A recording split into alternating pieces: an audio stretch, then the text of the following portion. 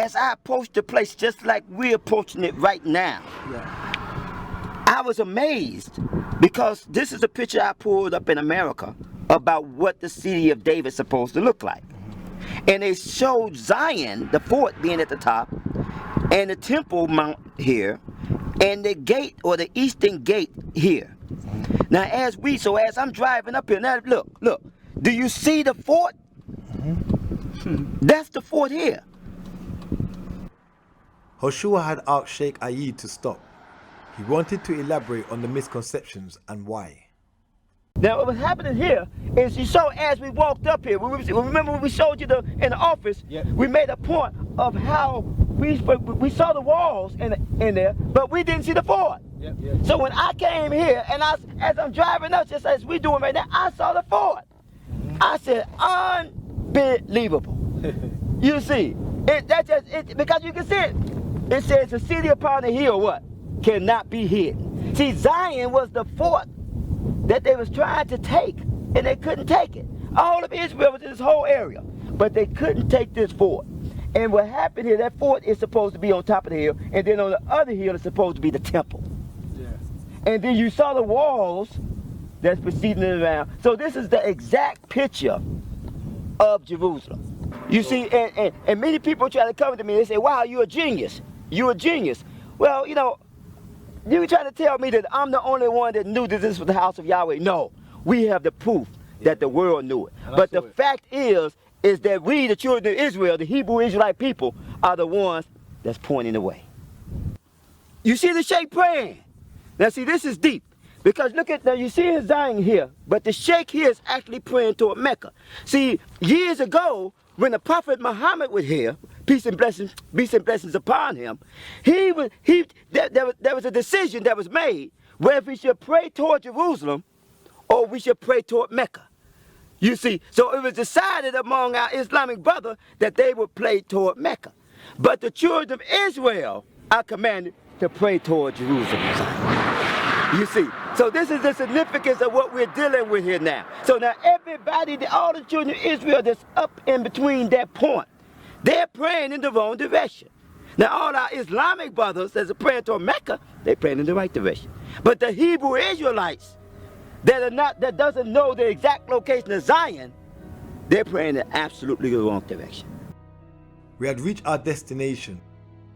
Before we headed up to the top of the hill, Brother Hoshua stopped to share more insight.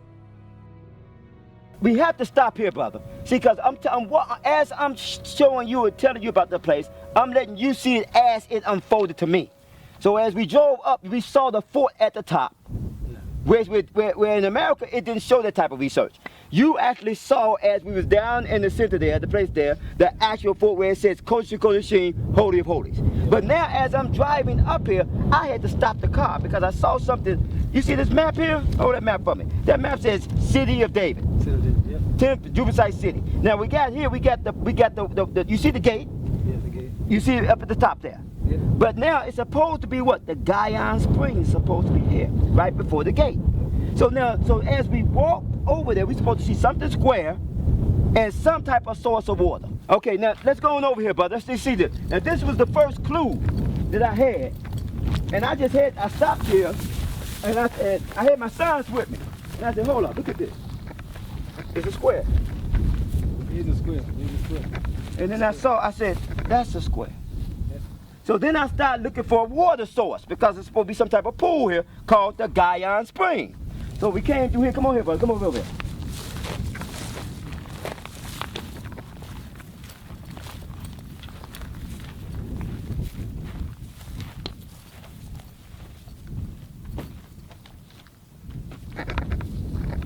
And we saw our water source right here. We saw our water source actually right here. You see, so this is the pool from that came down from the source, the underwater stream that filled up this pool that became known as the Guyana Spring. So this was our first sign of Zion and Jerusalem.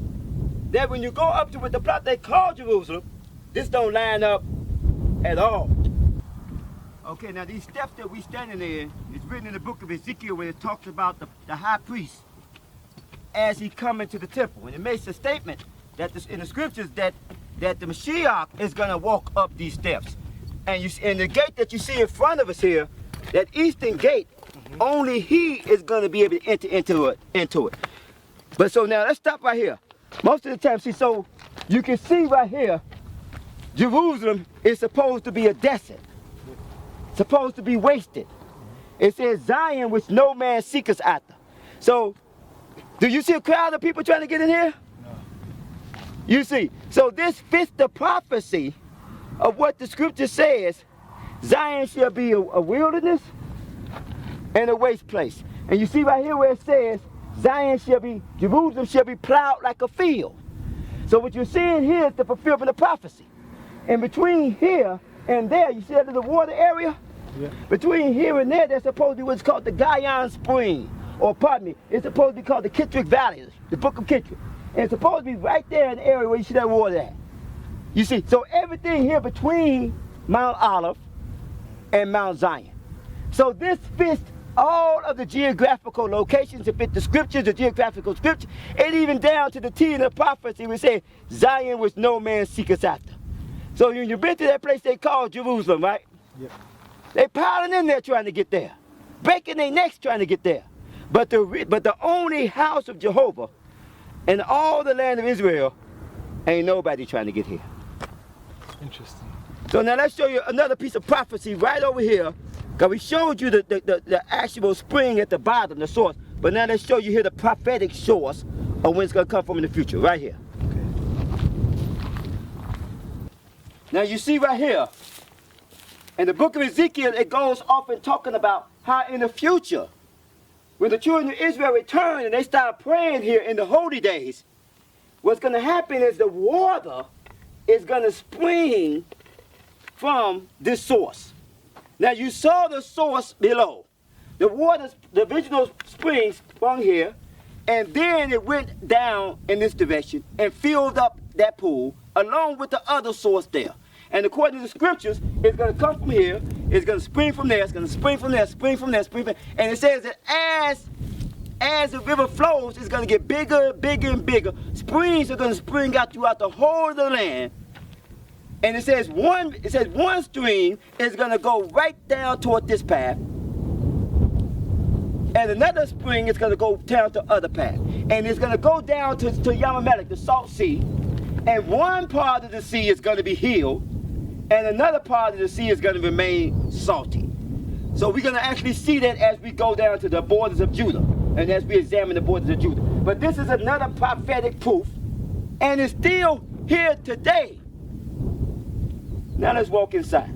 Okay, now what's happening here is that most of the people, when they walk up here, they have no idea of what the bridge is. And you saw the sheikh down there as he was praying. This here is the area where all the people would come and pray and prostrate, right in this area here.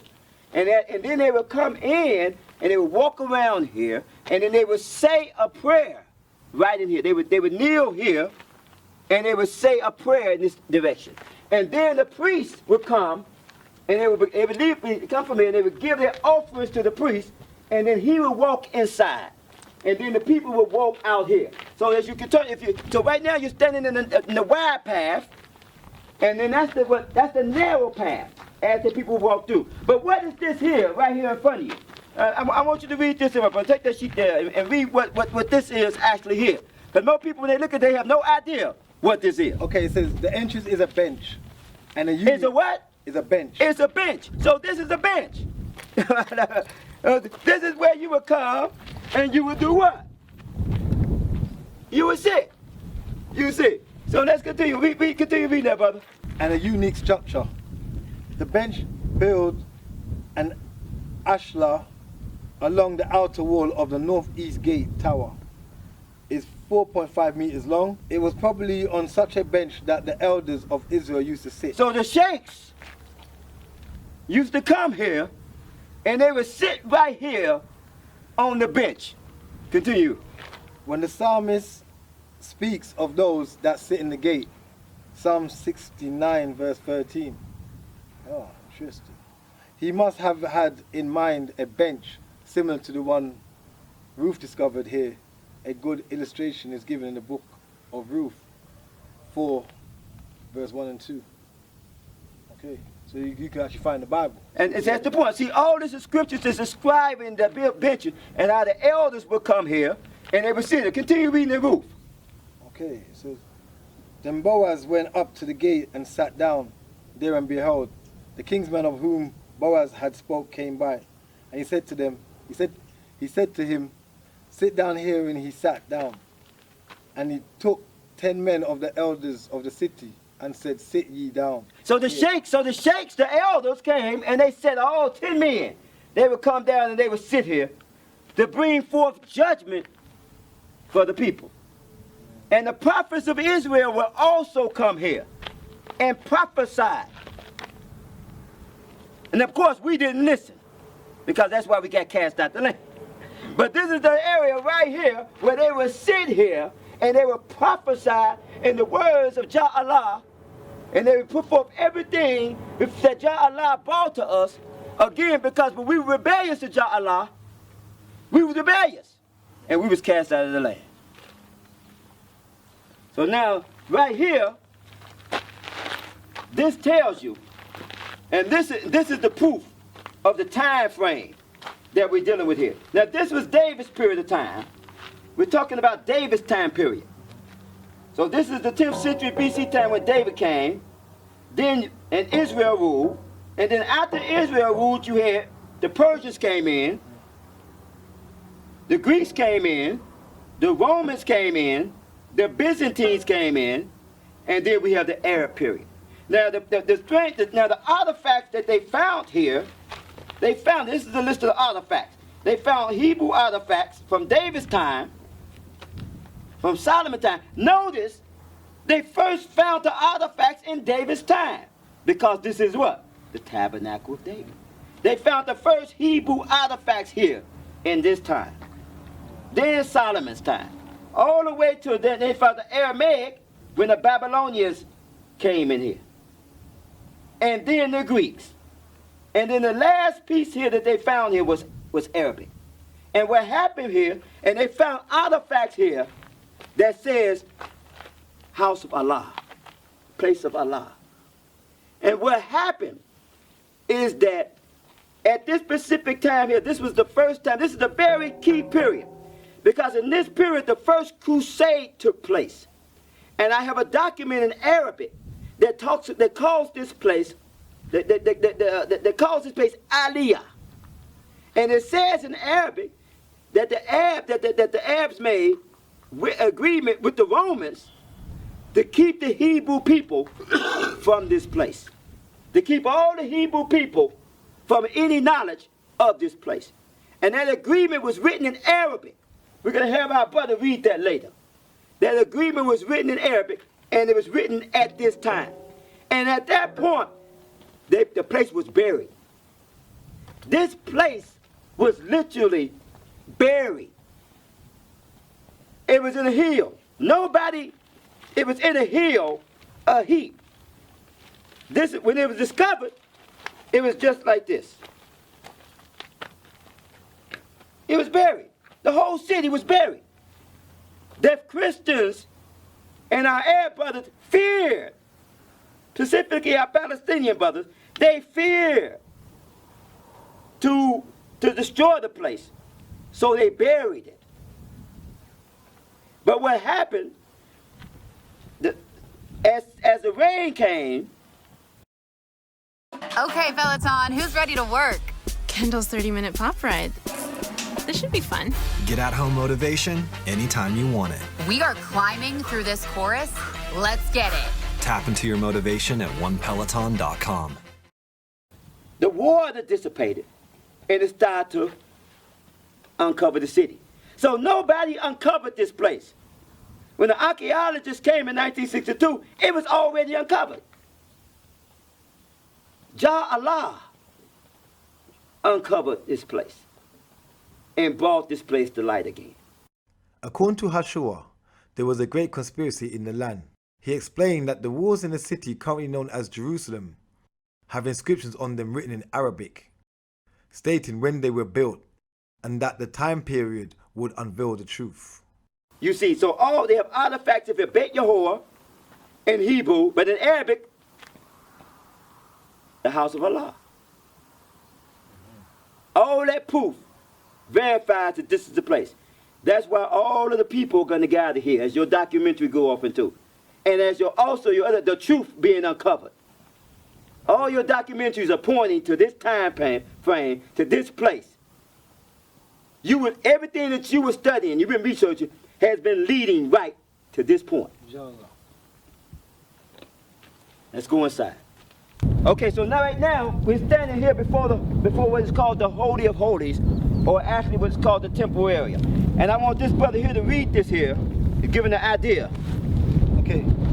From this description, it is clear that the temple was built on a long room plane rather than a broad room plane. You see, so the fact is that what we have here, you can see how this is not a temple, but it's actually a tabernacle. And when you look here, holding that up, you can see that the ark sat there. And that this area here was the Holy of Holies. This is the holy area. Here you have what's called the table of the showbread. And here you had the candlesticks. So this was the setup that they have here. Now when you go to Rome, you're going to see the candlesticks. But you're not going to see the showbread table or the ark. Because this was the place that the Romans came and they actually took the vessels from. It was actually from this place here. That's why you only see the candlesticks. Because that's the only thing missing here. So they came to Zion and they took it from here and they brought the artifacts to Titus Gate. And see, so that right now, so what you're seeing here is the ark set there. And I'd like to show people the area here, if we get a little closer. This was the Gihon Spring. This is the source of the Gihon Spring. We're going to actually walk down inside of there. Because underneath here is where Hezekiah redirected the spring from that direction down into the lower city. King Solomon was actually anointed right here as king. Esau, peace and blessings upon him, Jesus actually came right here and he was teaching the Torah. The Torah scroll was reached out here. When he walked that 2 miles from Mount Olive, ate in the cornfield, and then he came up here to Zion and taught in the Shabbat, in the Beit Knesset. You see, so now we're going to take you down in the area to see what they tell everybody, what the archaeologists, what everybody been telling everybody. No, stop. But before we do that, we need to show you why this place is called Zion. Let's step right over here. The reason I had to take you over here, because this is the main reason why this place was called Zion. And I'm curious, what does that look like to you, just looking down there, just off the top of your mind? It's a ditch. It's just a ditch, huh? And we said, actually, this is a pool. You see, and most Jewish people, Hebrew people, understand the concept of what is called a mikvah. You see what I'm saying? And people would come here and they would swim. Because after man had sex, after a woman had a period, they were demanded to keep themselves clean. And they would have to come and clean themselves. The word Zion meant actually swim in as. In ancient Hebrew, it means to swim, to go and swim. The Jewish and the Babylonian Jew Aramaic, it means penis. But here it actually means to swim. And this is the pool or the mikvah that everyone would come and they would actually swim in. So this is the reason why this was called Zion. For the purity. This was the place that you would spiritually and physically come and purify yourself and become a new man. You see, so this is what the people have to do today. So now we're going to take you down there and we're going to actually show you why the testimony that they made that this is Mishkan David, the Holy of Holies, the only house of Jehovah in all the land of Israel. Man, I'm getting old.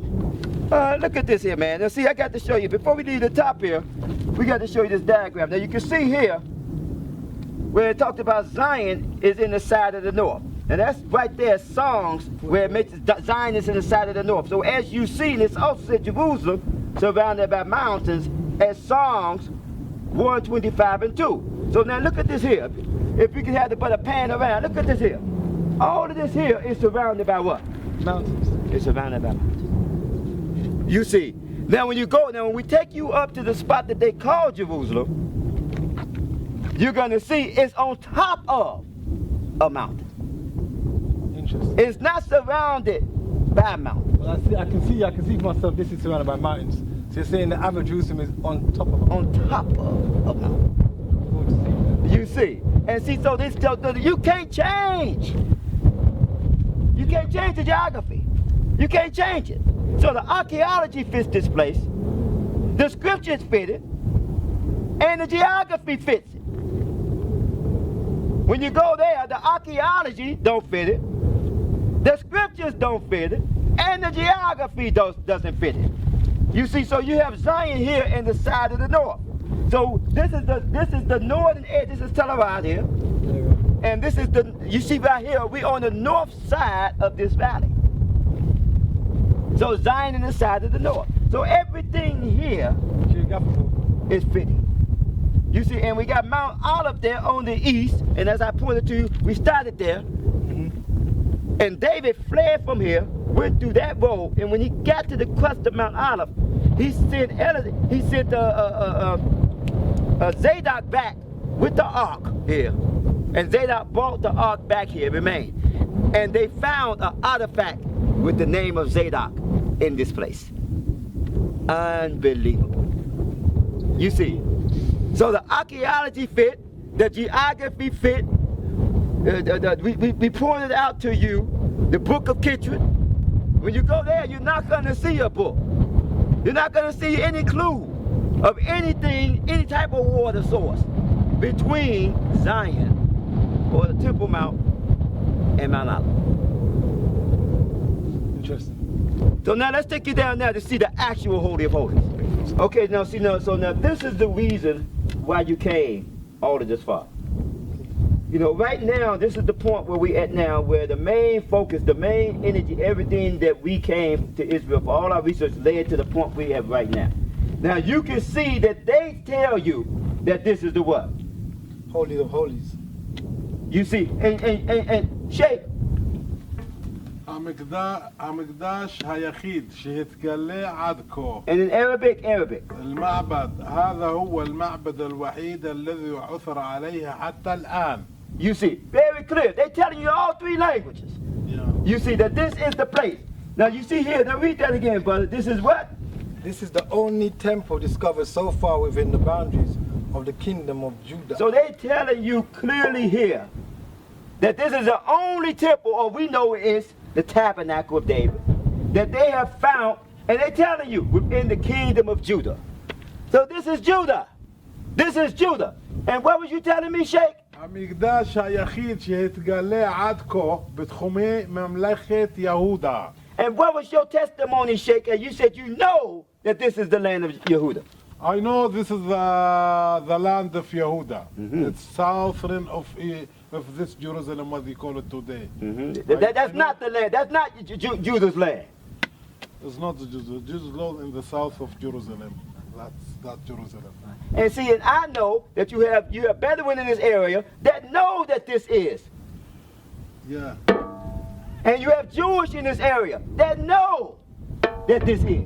Can you bear witness to that, Sheikh? Can you bear witness? Speak up. I can be a witness because you know some of the Bedouins. Okay. I know from even themselves. They know some tribe, one tribe, Bedouin tribe. We call them Bini Israel tribe. We know the correct. Before they was Bini Israel. Okay. But today they are Bedouin, they are Muslim. Maybe. They live in that.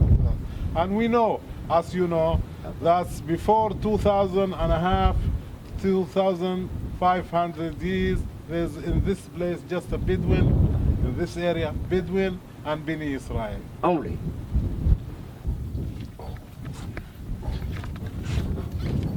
Okay, now as I pointed out to you before, this is the pool that Solomon, the water that was drawn from here, that he was actually anointed from this water. Right here, this little pool. Let's continue on that. Hoshua then led us to the source of the Gayan Spring. And what you're looking at now is actually the source of the Gayan Spring. This is actually the source. When we were outside, we saw the little crack. That crack originated from this source. And then when we were outside, we saw the other bigger crack. It originated from this source. So this was actually the source of the Gayan Spring. And then later on, Hezekiah built this channel. So let's walk a little bit further down. You're going to see the channel which Hezekiah built to redirect the water into the lower city. Let's continue.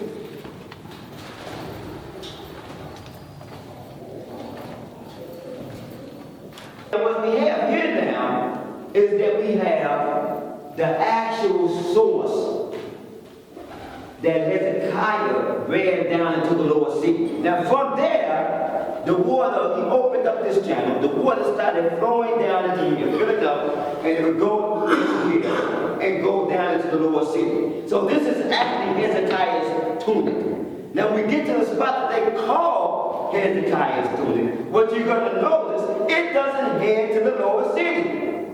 It don't go into an area they call Jerusalem at all. You know what I'm saying? If they call Hezekiah's tunic and it's spring or whatever, it don't take you, it don't stop in the fort. It don't stop where they call the prayer place. It don't stop there. It has no connection with that. You see? And it has no connection to what they call the old city. So you're saying here was filled up and the water went out there. That was the source. And before the water flowed, remember, down into that crack, and then down into the other, it flowed that direction. But then Hezekiah redirected, plugged that up, he opened this up, and he redirected the water where it didn't go in that direction, it came here. It could flow very easy, and then fill up there and go out. You see, but this is also the gutter that I'm going to show you when we walk up, that Joab climbed through to take the city. You see, but then later what happened, so he built this hole here, where the ark that was here was able to come down, and the secret chamber, and this secret chamber was being the place where the ark was able to place into the secret chamber, right here. You see, so this is where this hole is. You can see it's just an empty room. It leads nowhere. You see, this was the place where the holy vessels were placed in case of attack. You see, so you will see none of this. Now, they knew, and every archaeologist knows, because they studied this, that the ark was in the water source. Okay, now what we just seen here, you won't see this nowhere in the area they call Jerusalem. Now, they got an area they call Warren Trench. You see, but it don't connect to the city. It has nothing to do to the area they call the Holy Temple area of Mount Zion. It's in an area that they call what they call the actual city of David. But see, because they said two lies. First, they told the world that actual spot, the walls, there was the city of David, and the Temple Mount was the city of David. That was the first lie. Then actually, when they found some archaeological information, then they said, well, this is the city of David. And then they said, well, this is the route, but it don't connect to any fortress at all. So we're going to show you all of that. So now let's go up now, and we're going to show you where Joab actually climbed in here and how they actually took the city. That's the next stop. I was looking forward to seeing the historical spot which marked a very important stamp on the Israelite claim for Jerusalem from the Jebusites. Okay, now you can see here where it says the water channel. Yep. Now right here, when you look down here, this is actually the spot where Joab and them came at 2 Samuel here at 5 and 8. It shows in that scripture, you will see that they came here and they took the city. And here goes the diagram. I'm going to put that in your hand here, where you can actually see the water channel and how they climbed through here and came past the wall into the lower city. You see that part right there? This is the area there. This is the channel that they came and crawled through. This here, now stop. This here is the little round hole area, and this is the upper area, which you might see this is exactly what we see here. Now I didn't make these diagrams up. truth. Everybody, I didn't make these scripture this is diagrams up, undeniable Jay. truth. Evidence is amazing. I mean, it looks exactly the same. There's no difference. Shaking. Exactly the diagram. Now normally I have a couple of brothers. If you guys watch my Facebook and YouTube channel, you see I have a couple of brothers climb through there. You see, but we couldn't get no volunteers today, could we, brother? Okay. So what's going to happen here now is that, so this here is also, so we showed you from the bottom how Hezekiah redirected, because the water was flowing in that direction. Hezekiah redirected it from the gutter outward into this direction here, and then he built a chamber down into the lower city. Now in the lower city here, that's where we have the pool. That's where we have the pool. And in the direction here, let's see if we got the diagram here. Anybody, did we carry one of those ride maps with it? Anybody got one with them? In your pocket there? Yeah, beautiful, beautiful. Thank you, Nathaniel. You see what I'm saying? And we got to mention the cameraman's name. That's our brother. Who? Cameraman, man. Man, let's mention your name. What's your name, brother? Nathaniel Ben Yehuda. That's it. So we got to mention it. Wonderful work. And you can see here, they letting you know that the water came from down into the lower city area. It actually goes down to feel the water from here down there. They know the truth, man. They know. You see, but they know the truth, but they don't want us to what? Know the truth. They don't want us to. You see. So bananas all over. The truth is out. You understand? The children of Israel, the Hebrew people, telling it all. Okay, so now we're going to walk past here. We're going to take you around to the chambers. We're going to take you out. We've got to show you one more last thing. We got to show you the grave of King David. Come on, let's go around here. You can see, like I said, we're right here on the corner here, and what was happening is that the people, when they look down here, the people say, "Hey, David, you ain't gonna be able to get in here, man."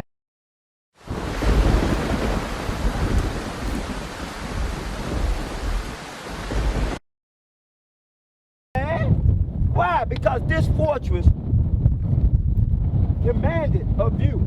You can see all the way to the mountain that goes down to Dimona.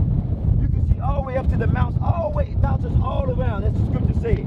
And David, this is where David here, he saw the woman down there bathing. So it's interesting that the grave of David is right here. David's grave. Right here.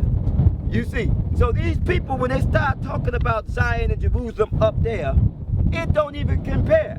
You see, any military person will let you know that you always try to get the high ground. And when the Jebusites were sitting around screaming, I just say that, bro.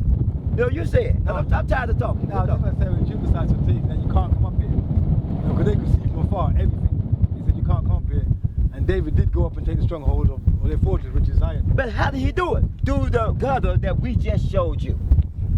He sent 2 men, and they became the chief of his army because they came in here and they took it there. You don't see this there. It just don't fit. You see, so the fact is that OJ, when they pulled out the glove on OJ, you follow me? And they said, okay, OJ, this was the glove of the murderer. This is the glove of the murderer. And that glove didn't fit. That Jerusalem don't fit. This Jerusalem, the Amorite Jerusalem, don't fit. The Jebusite Jerusalem and Zion, and where they call Tel Aviv, it fits like a glove. Interesting. Guilty. Beautiful. So let me take you around here, and now let me show you why the Most High loved the gates of Zion more than all the dwellers of Jacob. Psalms 87. Let's show you why.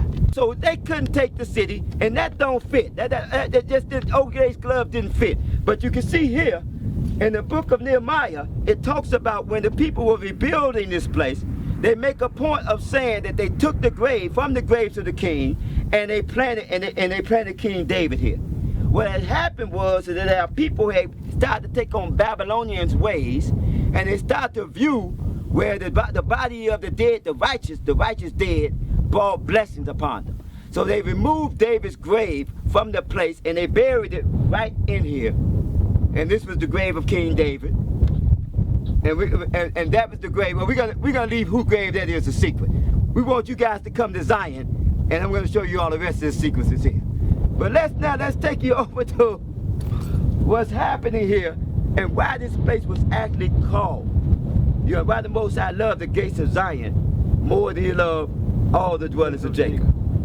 Okay, now, this food chamber here is the place, and you have another one on the other side there. This is the part of the gates of Zion. And you can see here, right there, you can see the sheep that we just brought in here recently from the last holy day. And what happens is this will be full up with sheep. And this will be food for the poor people. The poor people will come to the gate there. The priest will come here and gather out wheat and will give to the poor. So the Most High loved the gates of Zion more than all of the dwellings of Jacob because of the food pantry that was here for the poor. What we're going to do now, see, you just basically saw here the upper city. Now we're going to see the lower city. But then after that, we're going to take you to see, you see what it says Gilgal there? Gilgal, yeah. That hill right there is where Yeshua, where Jesus, peace and blessing upon him, was crucified. You still got stones there. Because the Romans used to take them along the highway. And they wanted everybody to see they crucified. The stones that they used to prop the crosses up with are still there. Unbelievable. And what happened here, after when you pass by there, you go to Bethlehem, right here. Bethlehem is right over there here. Bethlehem was the place as a burial place. It was a burial place where they used to, where everybody would die in the city, they would take them there. The Romans used to crucify people there and take them there to bury them. They had a fortress there that when Jesus was born, he came down that hill. The fortress in the well is still there. So when David took the city, his soldiers, he asked them for water. And they came in there, went into the well of Bethlehem, and they was able to get water. That's still right, that's right over that hill. You see, and that's where we're going right now. As we began our journey towards the ancient site and well of Bethlehem, I thought about the intense research and dedication Brother Hoshua had put in. It felt divine.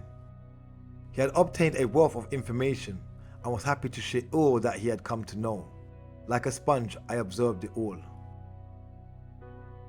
Hoshua asked Sheikh to make a stop down the road so that he could further explain the relevance of the current location and where we were heading. Okay, now you see here, this specific map that we're looking at was basically 17th century, but it's based upon Josephus' map of Jerusalem. So right here, we just left, as you see, if the brother can swing around here, we just left Tel Avad there, and you can see the Mount of Zion, the mount right up on the top. And right in the line with that, you would actually see Gilgal. And this is where Jesus, Yeshua, was crucified. You can see the two black eyes there. You see, so now when you go to the place where they call Jerusalem, they show the same type of cave there. But the fact is that the information here, there, isn't connected to what we just found in Zion. You see, so what we just found in Zion, walking down the main highway, this highway here was the same ancient road that the Romans, the reason why they used to crucify people on this hill. This village here was a part of the main road. For 1,000 years, people used to come up and down this village.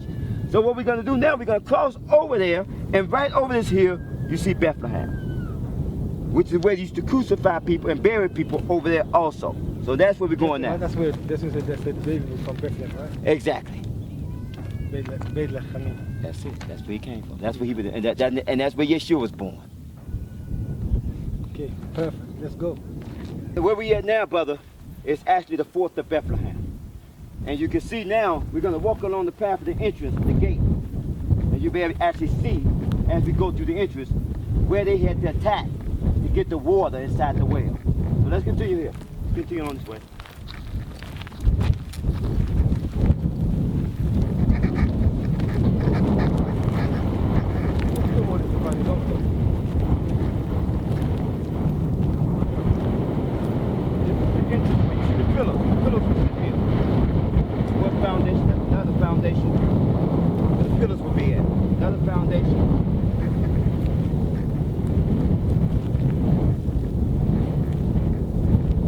This here is actually the gateway to the fortress. You can see all the pillars here was been knocked down. What's happening here is that, look at this. This is the garrison, the garrison and well of water. That's 2 Samuel 23, 15 and 6, and also 1 Chronicle 11, 16 and 18. And that's pointing to this well. And what happened was the brother said, David said, oh, I want some water in that well. And the brothers came in through those gates, took the water, brought to David. And David said, hold up. But he wouldn't drink it. That same one, he wouldn't drink it. He pulled it out. I remember that. So you're actually looking at that well before you right now. We read that in the scripture, thinking how righteous was that they broke through the fortress. And he said to them, "You won't be unjust of me to drink it." It was an act of righteousness he done. He pulled it out. Blessed is he. And this was the fortress that they took, because this guarded. This was the main Palestinian, and this was all. We're still all in Jerusalem. So as David was clearing the Jerusalem area, he was pushing the Palestinians, the Philistines, back toward the land of the Philistines. What this is a cross. Yeah, it's a cross. You see, Yeah. and it's an ancient Moor cross. Yeah. You see, and they were the ancient Hebrews that came into the land, and all this is connected. See, every symbol that these people used in the past is connected. See, the word Hebrew actually means, it doesn't mean cross over. It actually means cross. It means cross. It's a connection with the cross. It's an ancient form of what is called Christianity. An ancient form of Christianity. See, when the children of Israel left out of Egypt, they was dealing with the worship of Osiris, Isis, the god of the heavens, the god of the earth, and the god of the lower heavens. This was a part of our sin. You follow me? Because there was only one God. Jah Allah. Only one God. You follow me? So this cross represented Baal. Baal worshiping. Baal worshiping is Baal means marriage. marriage. You see, in Hebrew here, they say Baal, body, marriage, marry. So that meant it was the marriage between Allah and Jehovah. See, they separated Allah, and they made Allah the male, and they made Jehovah the female. You see, they made a marriage. They made partners with Allah. You understand? But Allah was one. It was only one God, Jehovah Allah. It's like saying, what's your first name? Stephen. And what's your last name? Graham. So if I say Mr. Graham, I'm talking about you. But if I say Jah Allah, that's Stephen. That's like your first name and your last name. That's one.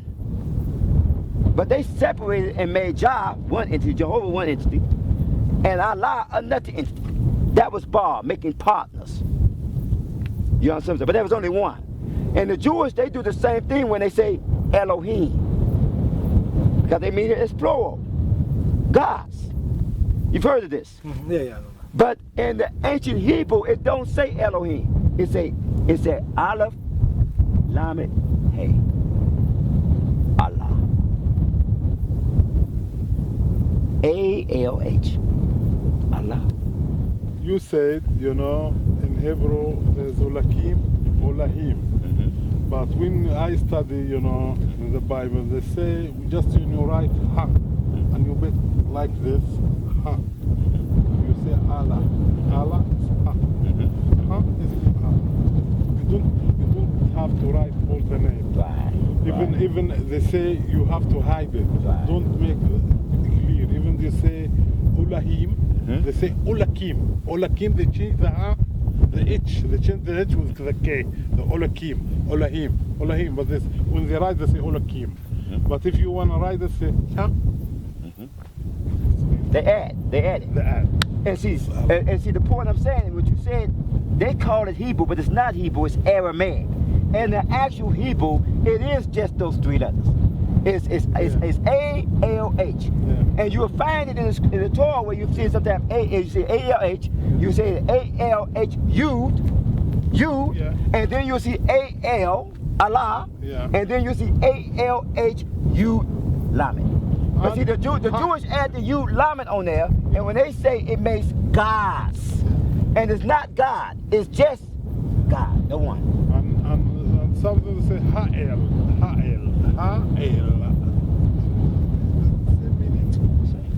The one. Not the many. Alhamdulillah. Powerful, bro. Very. You see, so that's a sign of Baal. So let's go here. Hoshua led us off in the direction of the burial ground of the kings of Judea. Now what we're looking at right now is the graves of the kings of Judah, all down this field here. And what happened is that this specific one is beautiful because it's untouched. You can see the archaeologists, they did their drilling here with the little hole there, but they just basically left it untouched. The mound, our people would bury each other like on a mound, like the pyramids. And like what you see in American ancient Indian mounds. And what was happening here, this is untouched, and this one here is untouched. But we're gonna show you here that they was actually robbed, that they actually took out the artifacts. This is the Pacific area where they found many of the artifacts. King Solomon's seal, Hezekiah's seal, it was all uncovered here, and they sold those things on the black market. This here is one of the most secretest places in all of Israel, and they don't let nobody know about it. This actual graveyard here. Okay, now see, so right here, this is actually gives you an idea of what a grave chamber looked like with the various different family members. But here you have the scripture at Judges 12:10, where it actually identifies Bethlehem as a burial spot. You see, so we actually had the actual fort there, and they were actually guarding two things. They were guarding that road, and they were guarding the graves of the kings. I get you. So they're guarding the ancient road that we walked on, and they was guarding the grave of the kings. You see, and the amazing thing is that Yeshua, Jesus, peace and blessing be upon him, he was born here, and then he was crucified there, and then he was buried here, and he was reborn here. You see, so the significance of this place and the area of this place is profound. It's just profound. You see, so we're going to walk in for a second, but I want to show you some other areas. We're going to walk in, and I just want you to see the various different chambers. Now, what we're looking at here, you can see this is one chamber, two chambers, and this is the main chamber. And this is like a door. So it's like I said, like I showed you a plan of the tomb. Now, what we're looking at here is three chambers. 1, 2, 3. And what would happen is that, depending upon when a family member died, they would bring him in, and they would lay in this family, lay in this person, lay in. So they would already have a tomb set up. When Yeshua, Jesus, was crucified, there was an empty tomb. From someone else that they happened to use, that they buried him in. You see, so certain people, when they were born, they would set their tombs up. Are you ready for a total body workout, Peloton fam? Jess's 30-minute bike boot camp? I got this. Get at home motivation anytime you want it. Clip off that bike and meet me on the mat for lunges. Tap into your motivation at onepeloton.com. Like the pharaohs, they would build pyramids in preparation for their death. So this is what was happening here. So what's going on here, you see these large stones, and all these stones that you see here came from the door. And when the tomb robbers came in, they broke the stones that were used to cover them, and they just fell down inside. And the scripture makes a statement that the kings of Judah, their bodies will be laid, that will be taken out of the graves and laid out. You see, so right, that's why you don't see a lot of the bones in here. Some of them you will see some bones actually still there. But this one here, like you said, you don't see too many, because they would grab their bodies out, take all the gold, and they would sit out there and just,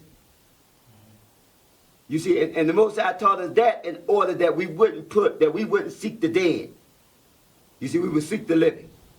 So I'm going to show you one more, and then I'm going to show you the grave of Hezekiah and the grave of Absalom, which is on the top of the mountain. You can see the pile of stones right up here. You see, and here, what they did here, the grave robbers, they piled they cut this part in, they gave right underneath. They dug right underneath here to get to the grave. You see, now this part here was the part where they have the incense at, because they used to have, people used to come and they used to pray various different times. They used to come and they used to pray. They used to, come to the dead, like people come and put flowers on it. This is what they would come here. But this is where Absalom was buried, and you can see here the fence that was around it. All the graves have these little yards or these little fences around it. You see, so that's another way you can tell that it was a king or it was somebody of royalty. Because a poor person just got a little hill. Like when you go out to the graveyard, all you see there's a little mound. You see what I'm saying? But the greater you were, the more stones, the higher your grave was, the more stones, the higher the hill was, indicating who you were. So the forest that we just came from, Absalom was killed there. You see what I'm saying? His body was taken here and buried here, right near the forest in which he was killed.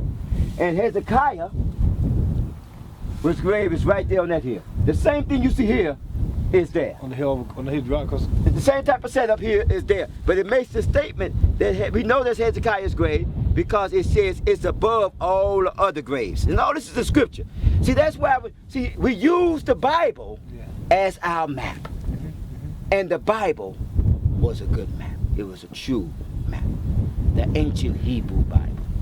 You see. The Bible is reliable. It's a true map.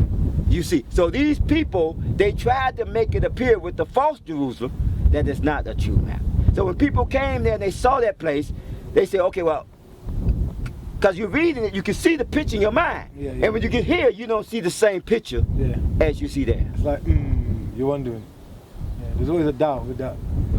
Right. Because they tell you, as a tourist, and I don't know if you took the tour, they would tell you, and they say, well, we believe Jesus. We believe this. We think. I've been on one of the tours just experience.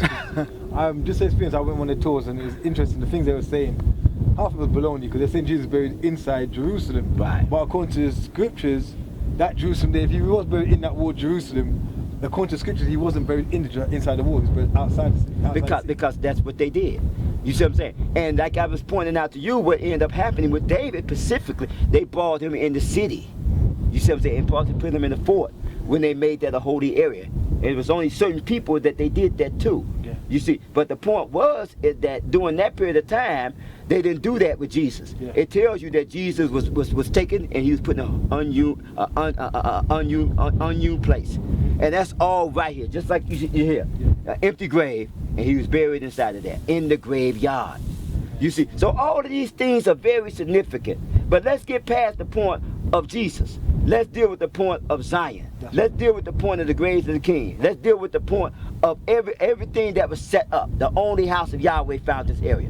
So now, when we go to Jerusalem, and as we go there, we're going to go down the border of Judah, and we're going to show you something else in the border of Judah that I haven't shown nobody else up to this point. I look forward to doing that tomorrow. I definitely do. Peace. Peace. As the night drew near and we headed back home, Brother Hoshua told us that before we go to the place the whole world called Jerusalem, we would return to the Jerusalem in Arad, as there was more evidence for us to see. Okay, now you can see here